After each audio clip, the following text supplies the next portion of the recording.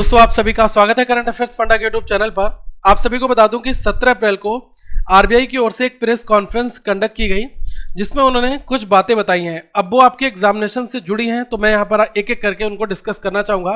Basically यहाँ पर policy rate में कुछ चेंज हुआ है और भी कुछ रिलैक्सेशन जो है वो उन्होंने दिया है, तो उनके ऊपर क्या क्या चीज़ें वो आपको मैं यहाँ पर बताना चाहूँगा।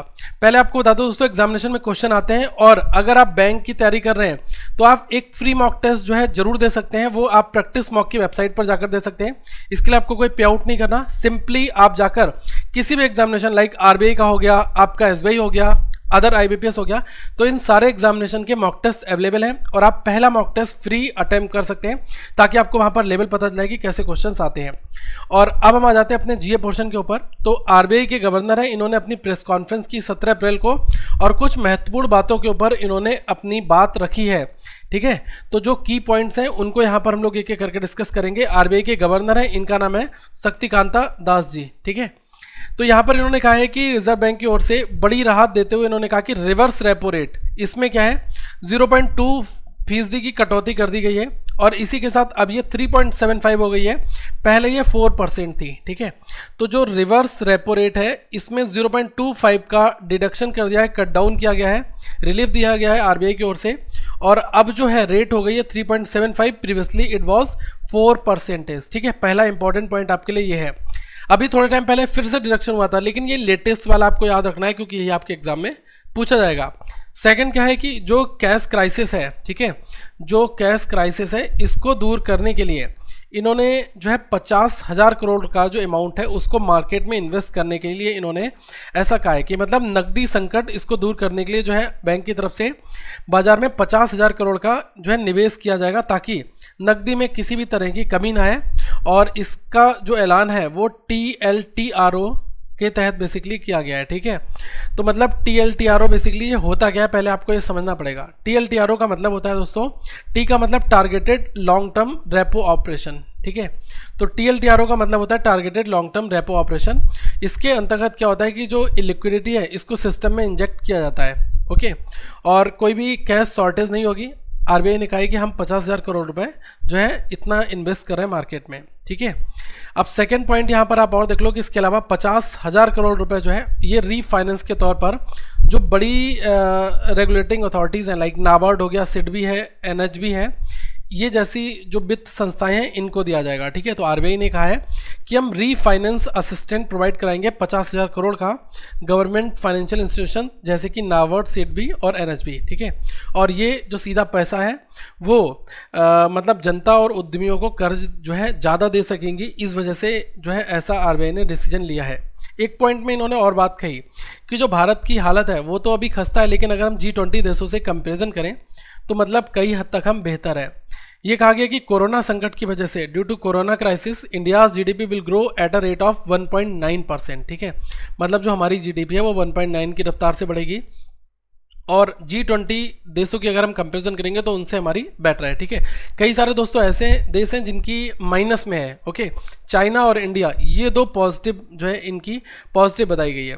दुनिया में 9 जो है ट्रिलियन डॉलर का नुकसान होने का नियर अबाउट अनुमान है। ओके, अगर हम बात करें जो एस्टिमेटेड लॉसेस कोरोना की वजह से ऑल ओवर द वर्ल्ड, तो ये 9 ट्रिलियन डॉलर का। ओके, लेकिन जब कोरोना का दौर चला जाएगा, मतलब कोरोना जब खत्म होगा तो जीडीपी एक बार फिर से बूम पर आएगी और 7% की रफ्तार जो है वो हमें देखने को मिलेगी। GDP will grow once again at a speed of more than 7%। ठीक है, और एक बात और इन्होंने कही कि जो हमारे पास में फॉरेन एक्सचेंज रिजर्व है, ठीक है, विदेशी मुद्रा भंडार है, वो 476 अरब डॉलर का है जो कि 11 महीने के आयात के लिए काफ़ी है। ठीक है, तो मतलब हम 11 मंथ तक इंपोर्ट कर सकते हैं। ऐसा होता है कि जो ये फॉरेन रिजर्व होता है, जब आप कोई भी कंट्री से कोई सामान लेते हो तो आपको सब कुछ डॉलर में करना पड़ता है। ओके, तो हमारे पास में अगर ये रिजर्व नहीं होगा तो फिर हम इंपोर्ट नहीं कर पाएंगे। अगर हमें चाइना से इंपोर्ट करना है, यूएस से इंपोर्ट करना है, देन हमें डॉलर ही पे करने हैं। ओके, और ये डॉलर कब आएंगे? जब हम ज़्यादा सामान अपने कंट्री से बाहर भेजते हैं तो हमारे पास में डॉलर वाला पैसा भी दोस्तों आता है। ओके, तो ये थोड़ी सी टेक्निकल बात है, लेकिन आप इतना केवल मान लें कि जो विदेशी मुद्रा भंडार है, फॉरेन एक्सचेंज रिजर्व है, वो हमारे पास में 476 अरब डॉलर का है जो कि 11 महीने के इंपोर्ट करने के लिए पर्याप्त है। ओके, अब एक पॉइंट इन्होंने और भी कहा कि भाई जो कोरोना है इसकी वजह से जो अर्थव्यवस्था है, जो इकोनॉमी है, वो तो मतलब बैड कंडीशन में है, लेकिन जो काम धंधे जो आपने देखा है कि बंद पड़े हुए हैं, इससे भारत में नुकसान काफ़ी हो रहा है। मतलब हर एक दिन बात करें तो 35,000 करोड़ का, ठीक है, 35,000 करोड़ रुपीस का जो नुकसान है, लॉस है, वो हमें डेली देखने को मिल रहा है। ओके, हर एक तरीके के धंधे क्यों हैं, क्योंकि बंद पड़े हुए हैं। और इससे जो नियर अबाउट जो नुकसान लगाया जा रहा है, वो लगभग जो जीडीपी है हमारी, उसको 8 लाख करोड़ का नुकसान जो है वो हो चुका है अभी तक, ठीक है।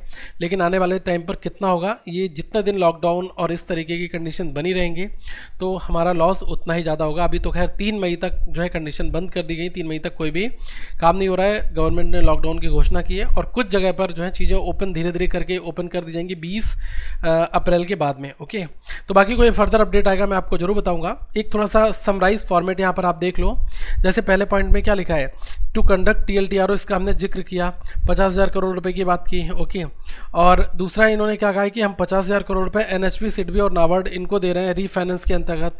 फिर रेपो रेट में जो है 25 बेसिस पॉइंट का इन्होंने डिडक्शन किया, जो कि अब 3.75 हो गया, पहले 4% था, ठीक है। इंक्रीज WMA लिमिट कर दी गई है, जो कि 60% है 30 सितंबर 2020 तक। WMA का मतलब क्या होता है, वेज एंड मींस एडवांसेस, ठीक है।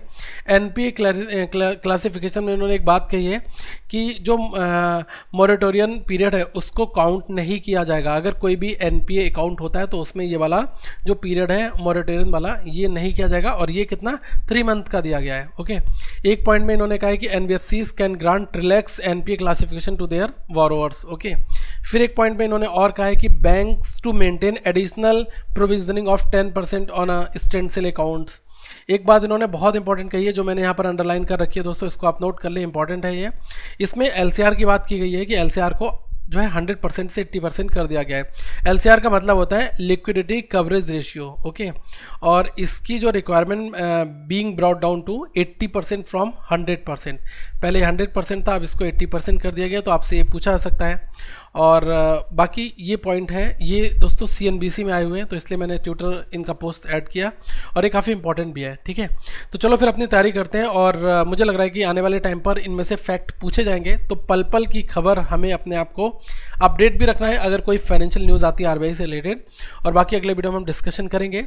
नीचे मॉक टेस्ट का लिंक दिया, आप उसको पहले मॉक टेस्ट को फ्री है, जो कि आप उसको अटेम्प्ट करें और बनाएं और अपना स्कोर शेयर करें, बताएं कि आपको कैसा लगा। क्वेश्चंस काफ़ी अच्छे हैं। एक बार मैं चाहूँगा कि आप अगर बैंक की सीरियस तैयारी कर रहे हैं तो आपको ज्वाइन करना चाहिए, ठीक है। So thank you guys, have a good day to all of you. अपना ध्यान रखें, वीडियो को लाइक करें, शेयर करें, और ज़रूरतमंद को ये वीडियो शेयर करते रहें ताकि उन तक भी इस तरीके की इंपॉर्टेंट पॉइंट्स वाली नॉलेज पहुँचते रहे। थैंक यू, अपना ध्यान रखें और घर में सुरक्षित रहें।